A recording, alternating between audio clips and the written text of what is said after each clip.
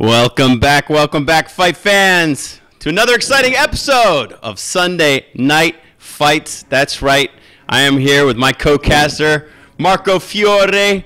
Say hello, Marco. How you doing, my friend? Hello, everyone. Welcome to another episode of Sunday Night Fights. You ready? I'm so glad we are finally here again together. Again together, that's right. Ami and Marco and Ami chilling, ready to bring you some Company of Heroes 2 action. This is the big stuff, guys. We have a show for you tonight. We have a best of 5 between the #1 seed, the first guy to qualify into this whole last 4 players. That's AndyisRIPPIN. He's been waiting for over 2 months to find out who his opponent will be. 2 weeks ago, we find out that it will be BartonPL, both from the Experts clan. They're going to be going head-to-head. Marco, I'm kind of psyched, man. I haven't done an SNF in like 3 or 4 weeks. I'm nervous. I was all trying to get all the right stuff together. So last week, Siberian and Ipkai, awesome show. Awesome show. Yeah, they did a very good job. Thanks to both of them.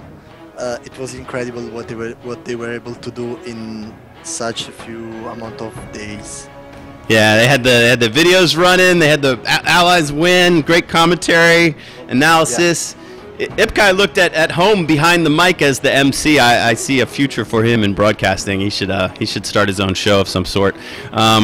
He's a very good caster. Yeah, definitely. And as well as Siberian, he's a very good analyst and very expert. A good, not strategist, but he's very good about knowing the ins and outs of the game.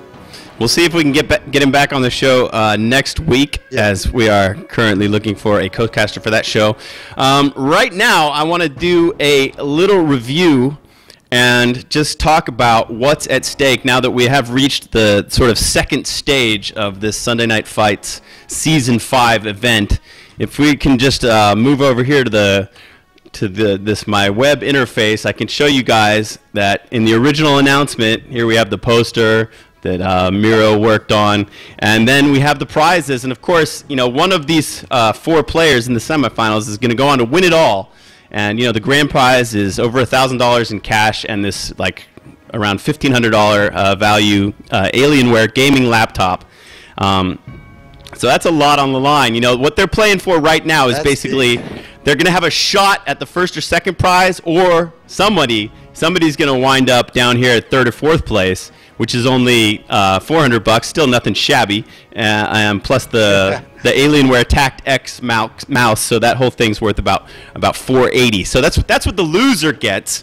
But the winner, of course, has a shot at the 2 big prizes, the grand prize and the second place, which is also pretty darn good, worth over $1,000 in cash and hardware. That's what they're shooting for, and this is what it took to get to where they are now. This is the overall brackets. Marcus, they fought for 8 weeks.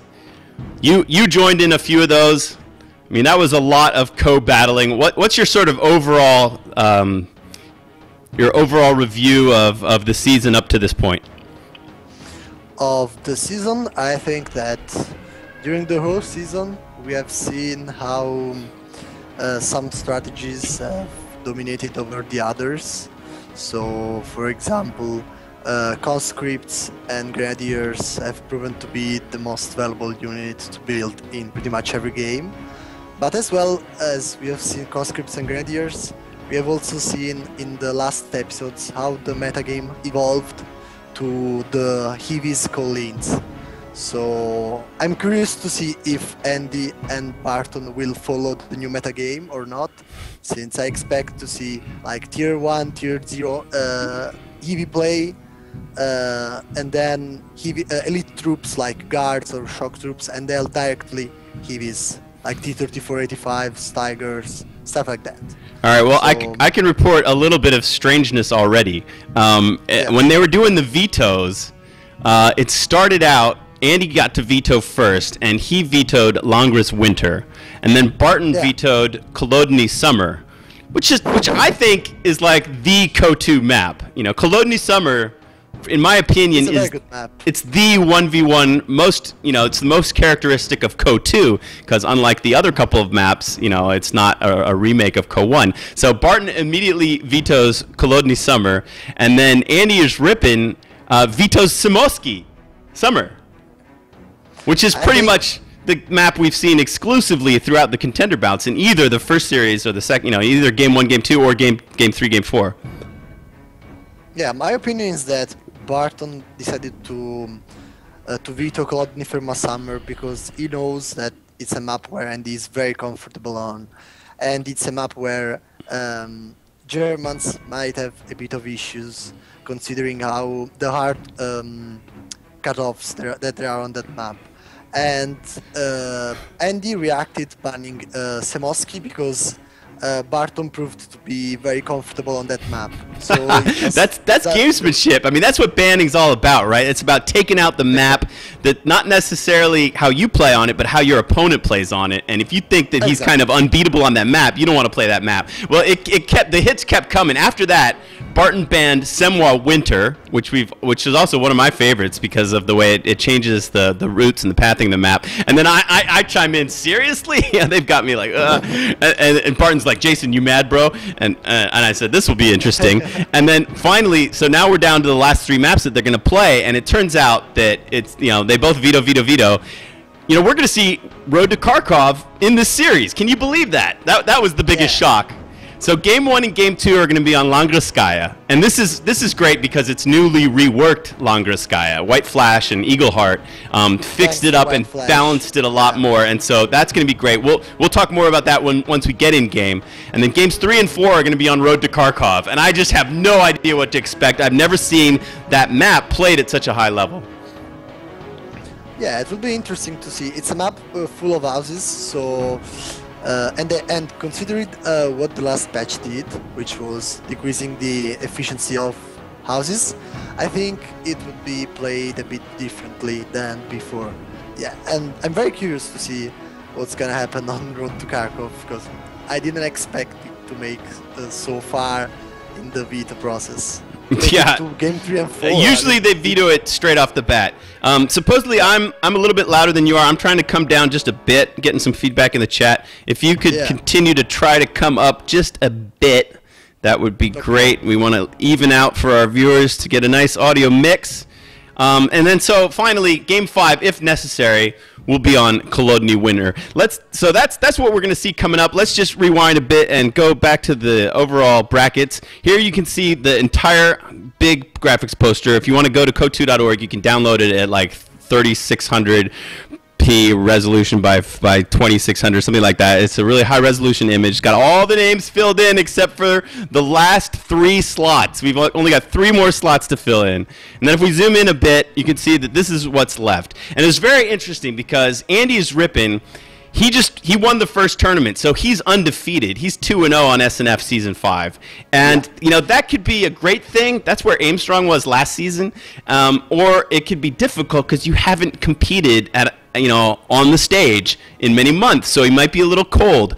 Barton, on the other hand, has had the complete opposite experience. Barton battled through every single contender bout. He played in all 4 of them. I forget who he lost to in the first one, but in the second one, we had Ivan and OMG Pop battling it out in that contender bout, and that's actually going to be our other semifinal. So we're going to see a rematch of the second contender bout between Ivan and OMG Pop. That should be hot because we're going to see like how they adjusted their games. And so like Barton would lose to one of those guys, and then in the third contender bout, Barton lost to OMG Pop.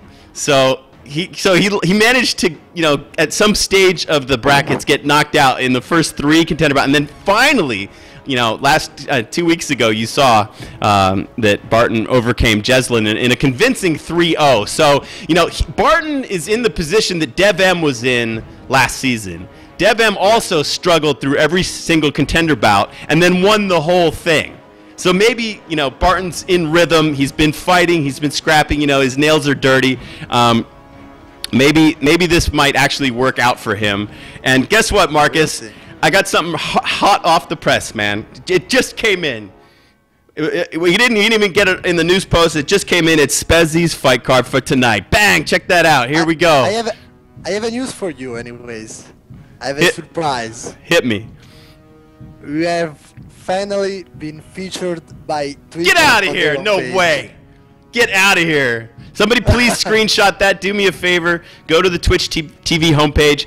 I made a thumbnail for them and wrote a little blurb like 3 months ago, and I have to this day yet to see it. So if we're seeing it for the first time, that'll be exciting. After 9 weeks.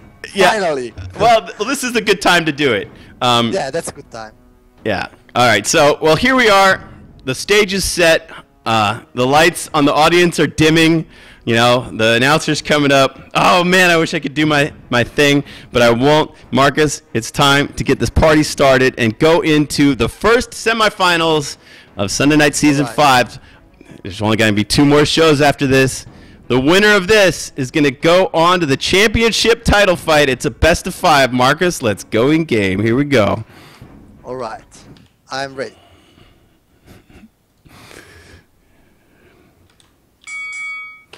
All right, so I will be following our number 1 seed. This is AndyisRIPPIN, and he's going to be starting in the South, playing the Wehrmacht because he lost the coin toss. He deferred the coin toss to Barton, and Barton won the coin toss. I flipped a ceremonial gold dollar coin that I just picked up in the States while I was out there. And so up here in the red trunks throughout this competition will be Barton representing Poland. And I am at 5 seconds. Marcus, I'm eager to start. Are you ready to go? I'm ready. All right. Count? You count. Go right ahead. Okay. So let's start in 5, 4, 3, 2, 1. Unpause. 6, 7, 8, 9, 10. All right, here we go. Tier 1 coming up for AndyisRIPPIN. And Barton sending out his combat engineers. And so let's talk a little bit about the changes on this map. Here's one of them right here. If you're not exactly familiar with what the problems were, it turned out that it was a lot easier for the southern player to come and take this very important cutoff point and hold it because of a couple different reasons. If we go into the southern base, this MG nest here used to cover part of the southern player's cutoff, and of course that made it a lot harder and kind of imbuff for the northern player to cut the southern player off because like some of the territory here was pinned, and if your guys jump out of cover just a little bit or jump out of this corner of the circle, they'd get pinned by a base MG. So one of the first things that Siberian and White Flash did was to move this base MG back in the southern base so that it doesn't at all come into the circle of this cutoff point. But the real problem was down in the northern cutoff point. As you can see, these conscripts are capping it right at this moment. There were a couple of problems. First of all, there was a lot of green cover. There was one of these green cover haystacks right here in the circle, the capping circle. And so a southern player could bring his forces and he could sit here in green cover behind a haystack and hold this point and prevent the northern player from capping it. Another big problem was that in the south you have these great stone walls, right? The southern player can set up an MG behind these walls, he can set his guys in cover, and they can fight off whoever's trying to take it here. But so in the north, it had none of that. This was all just like yellow cover, and there was no green cover here. So White Flash added these wonderful fences of green cover so that the northern player has just as much of a fighting chance to defend or retake his own cutoff point. Okay. So let's go back to the game for a second, because Andy started with 3 MGs. Whoa! And Barton is at 4 conscripts and now getting Malcolms. That's a very uncommon strat from Andy. What do you think, Jensen? 3 MGs? Yeah, a bit strange. I heard that Condemnation Wings was doing this. I just saw somebody shout about it in our shoutbacks on Kotu.org. And of course, you know, it's essential here for the MGs to cover each other. So we have a potential problem right now. Barton is closing with 2 conscript squads. One of them's already been URA'd, and they're moving in and they're trying to get behind this MG as it runs back. It's trying to get into the cover of the other MG that's currently capping a point. It does set up, and I think, well, Barton's very smart. He knew he wouldn't get around that unit, so he decided to just fade away from it. And Barton's keeping his units nice and active. Yeah, these MGs You know, there's two of them, and they're sort of behind enemy lines on the right-hand side, and let's see what they can do. They are denying Barton his fuel and his other resources on the right. Exactly. So I'd suppose Andy wants to play a strategy based on vehicle strategy. So since he will have fuel superiority unless Barton is able to carry him off. There we see a nice flank. There goes the Molotov. One model's already dead, and Barton is all over this MG, and he's got to retreat it. He's got a lot of Grens coming out to try to defend.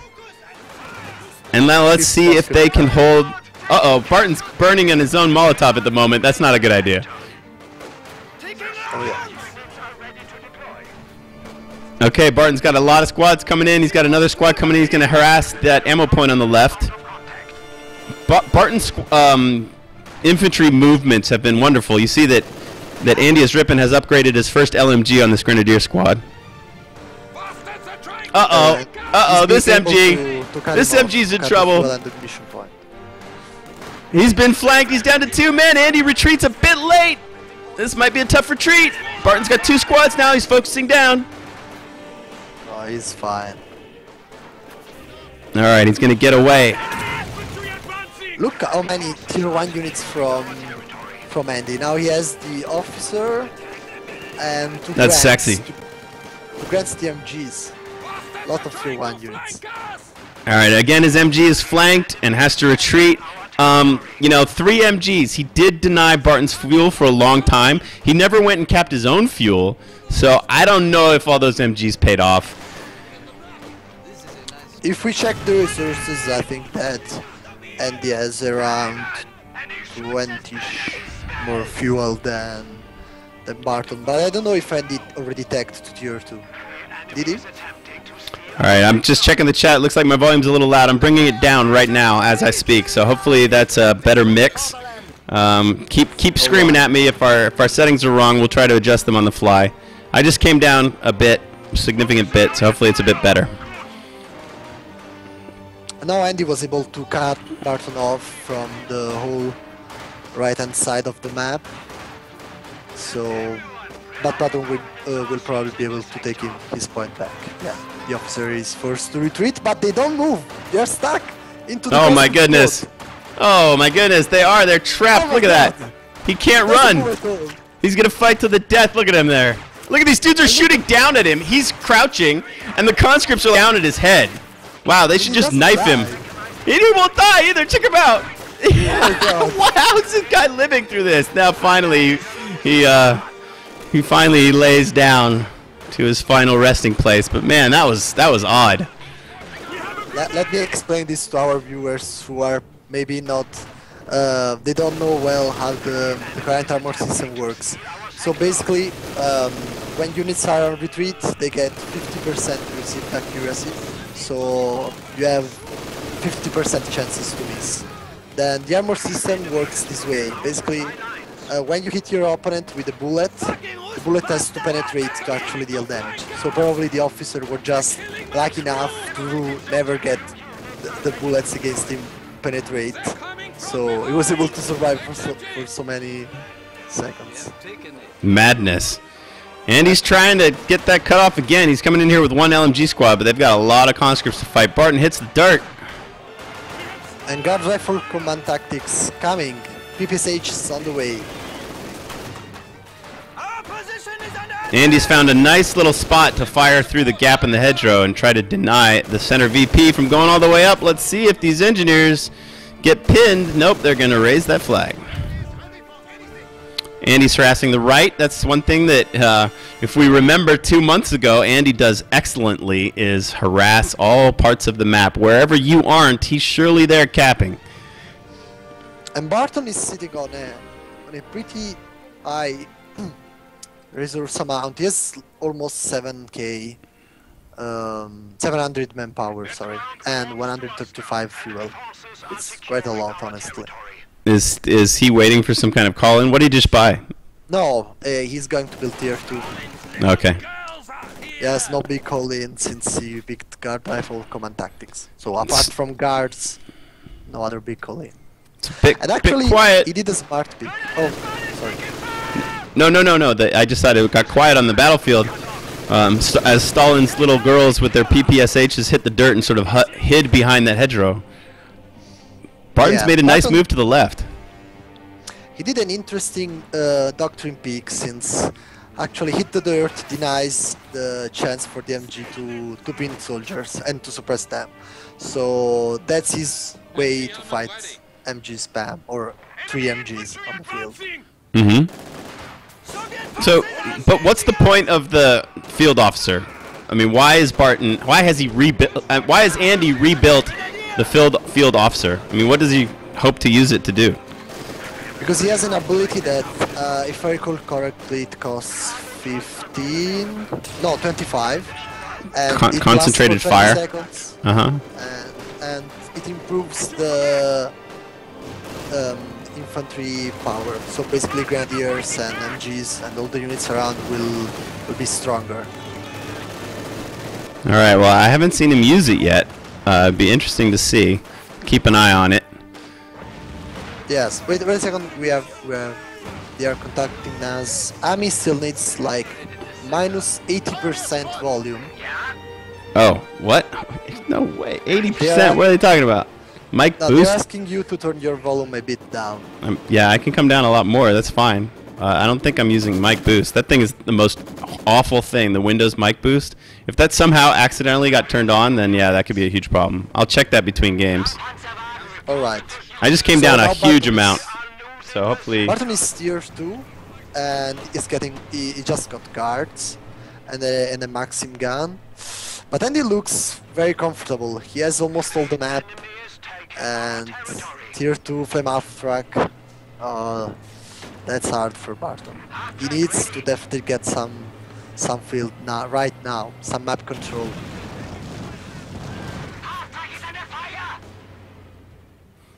Interesting that Barton built a Maxim MG. Yeah, that's actually interesting. I would have built like a... I don't know what he's pointing at right now. Considering pointing forward, getting burned to a crisp. Nice little flank. Lots of conscripts coming. I'm sure you have 18 nades, right? Oh, he doesn't. He doesn't? Yeah, he does. Sorry. Oh, he does. Okay. There they go in. That track is surely going down. Surely? I'm not sure. We'll see. There's a guard squad around. Just get it in the house and finish the job. Since Peter SF so... this guard squad, they're not really closing, and Andy's getting out of there. There are some Panzer Grenadiers to protect the retreat. And this one MG, he's got double vet. Andy should really do to save that unit. A double vet MG squad. He's packing up. He's going to make a run for it. And these Panzer Grenadiers do protect the retreat of the half-track. Now he's just got to get some pyos over there. Yeah, Barton didn't pursue as aggressively as he could have with the guards. Some nade dodging happening, and the guards are going to bug out. Andy's looking really comfortable. These guys want to be capping, but some dude stepped out of the circle in the center. Oh yeah. And I still see Barton in a very bad situation. I mean, he has the units, just needs to get map control back before Andy is able to get that tier 3 up. That I guess is his next step. Did he already tag to tier 3, or he's still waiting for that? The battle phases 1 and 2 are complete, but the building has not yet been built. Alright.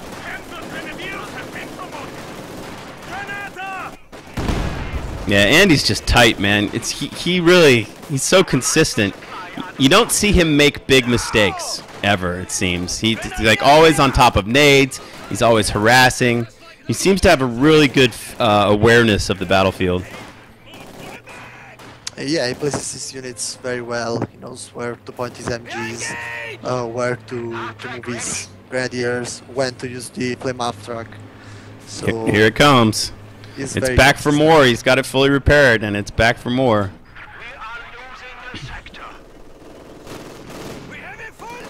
And these 3 MGs, you know, one of them has double vet, so you can't fault a strategy with a unit that got up to double vet. I mean, he's been dealing out a lot of damage.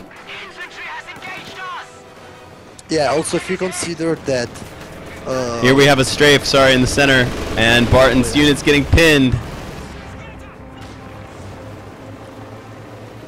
If you consider that with vet to MG42 get a suppression buff, they will basically suppress units as soon as they start the first burst. There's no way to escape from that. I'm trying to guess where this loitering, you know, Junkers is going to attack again, and it just seems to be flying around. It hasn't laid down another strafe in a while. It attacked the conscripts in the... Did they? Alright, I missed it. Well, it must have been from very far away. Look, they hit the dirt every time it flies by. It's pretty funny. So now they can't be pinned again. And Andy has tier 3 up, and I don't know if he already has his calling gap before, but Barton seems to be knowing about that tier 3 and he's building his own tier 3. Oh man, Andy just lost his other officer. They were killed by the guard squad. He does have a P4. Just a conscript squad on the north. Andy's got a P4 on its way. It's about 80% complete. Oh. Will Barton, he's just putting up the Tankovy Battalion Command now. So that P4 is going to have a window of opportunity to at least keep the map control. He's already got, oh, look at this, look at the damage on this double vet grenadier. Oh, he's killed by these 2 PPSH squads. They're quite proud of that. He was double vet and they took him out. So just as I compliment on Andy on not making any major mistakes, he loses 2 squads. Yeah, he still sits on a big map control advantage. He has both of fuel points, earning 36 fuel per minute, sorry, and 47 munitions per minute. Basically 2 times the munitions and almost 2 times the fuel. And Barton doesn't have the fuel for it. So he has to get I'd say an 80 gun. With last patch 80 guns cost 320 manpower, so it's affordable for Barton right now. But he needs to respond to that P4 as soon as possible. Yeah, in fact he's building a Edzis. MG42 crew has been promoted. Oh! That MG! Yeah, right? Man, 12 kills on an MG. MGs usually do a lot of damage, but don't get a lot of kills. So for an MG to have 12 is something. I don't know if you have been, if you had time to test the new patch, but basically MGs have become the best way to kill units inside buildings. You just That's hilarious. in front of the building, and they just destroy the units inside. Whoa. They're very, very that doesn't make much sense. It doesn't. I mean, it's good that the Wehrmacht has a counter to buildings because they didn't before, but I didn't expect it to be MGs. I guess Relic knows about this issue that MGs are capable of cleaning troops inside buildings, and trust me, they are looking at buildings. It's not just done with the last patch. All right, well, Barton's second P4. Yeah, Barton's got 1 Zis out, but if Andy chose, he could just kind of jam on in there and try to take them both out with his 2 P4s. So that 1 AT gun will not be enough by itself. Let's see if Andy decides to attack or if he just kind of plays it safe. He does have those guards to deal with. All right, here he goes. He's going for it. He's got the flame truck coming in, attacking that house. That's beautiful. Those guards are gonna fall. The AT gun's trying to rotate. Oh, the guards are down. The AT gun's down to 2 men. There, that AT gun is down. Not only cleared but destroyed. And Andy's 2 Panzer IVs are winning this day on Langorskaya. Was too aggressive with that AT gun. And it seems like the 3MG start actually helped Andy buy enough time for the flame half track and giving him a chance to not being cut off from Barton. Seems like Barton spent so much time trying to deal with MGs that he wasn't really able to cut Andy off with his infantry advantage early game, considering 4 conscripts are usually enough to cut the German player off. So 2 P4s, and it seems like Andy will soon be able to afford a third one. First shot. It was just nasty. Excuse me. And a T-34 comes out, but at this point, a T-34 against 2 P4s, Barton really needs something else than just a T-34. He needs at least an AT gun to have a What is he doing? Pushing forward. Oh man, yeah. He gets right into it, sees the enemy, and backs a bit up. Enemy infantry advancing! All right, so guys, give me some more audio feedback. This is the best time while we're broadcasting the game and big tanks are firing. Is my volume good now? As you see, Andy strafe Barton as he's retreating to his base, because I want to know before game 2 starts. Are we good? Just an update on the viewers. We are at 1,445. Finally, big numbers for SNF.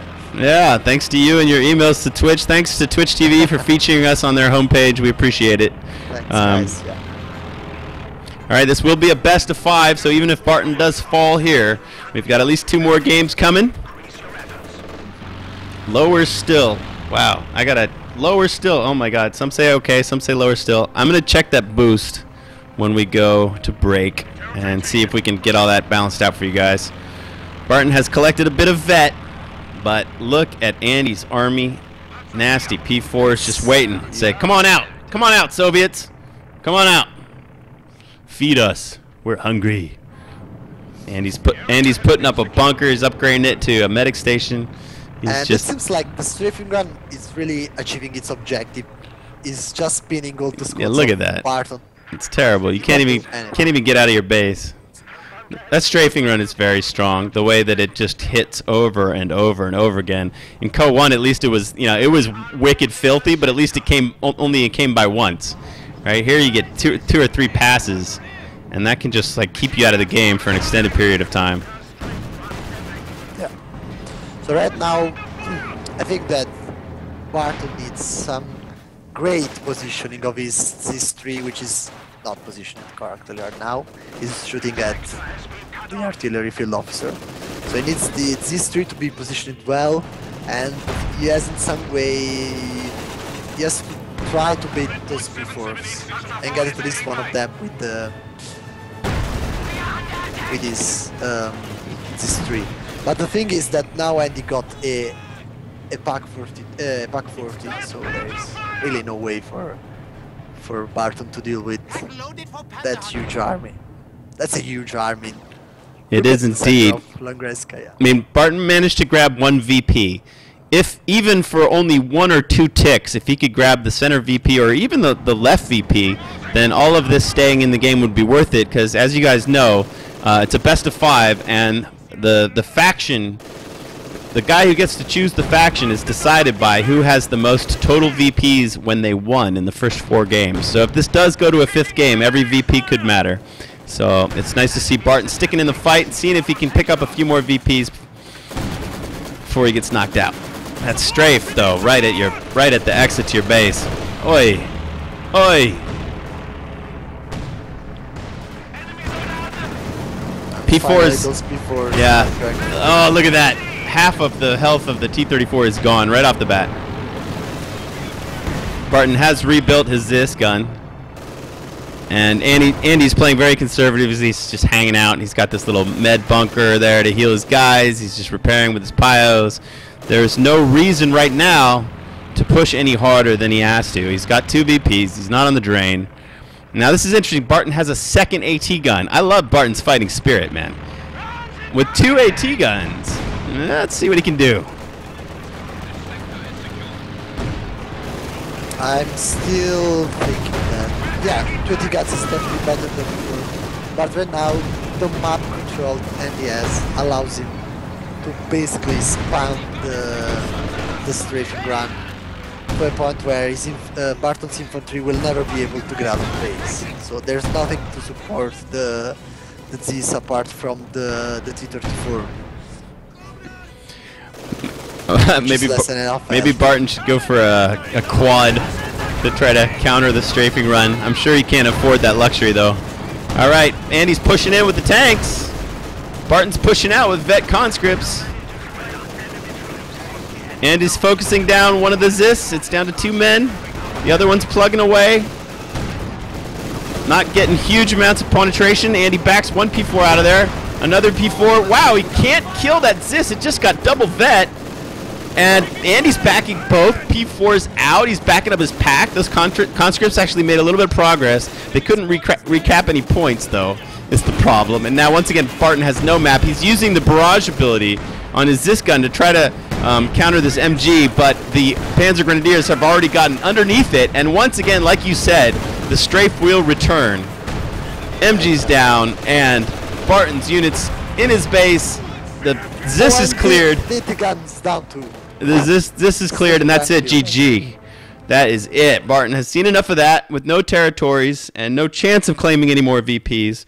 Barton throws it in. I'm going to run the Axis wins right now. We'll come back to wrap it up just a bit. Yeah.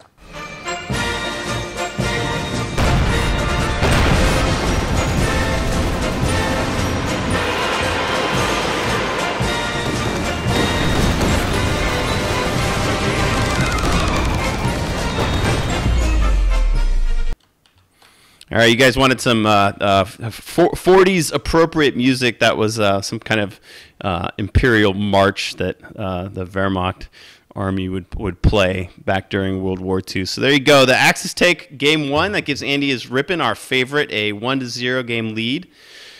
Closing thoughts, with Marcus? 480 points.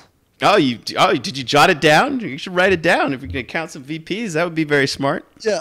I write it down in a sec, but I remember, yeah, it's exactly 400. Type it in the chat. 400 on the dot. Easy to remember. All right. We're all gearing up for it. We're looking for ace game. We're looking for game 5. We just finished game 1. We're talking about the potential of a game 5. We want 5 games. Yeah. So that MG start, like you said, Barton just had to spend so much time trying to counter it and had very little fuel for a long period of time. It worked out for Andy.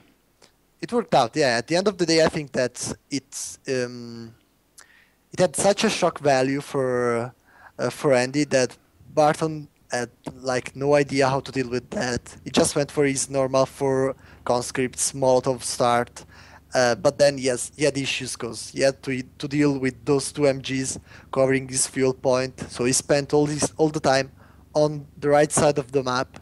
So Andy was really comfortable holding all the left side and just taking to tier 2 and then tier 3 and having a huge fuel lead compared to Barton, which gave him the chance to have P4s before T-34s and then giving him a chance to win. And then it was good. He was able to save his MGs and get them to that too. Barton put some scratches into those P4s, but he never really had a chance to kill them.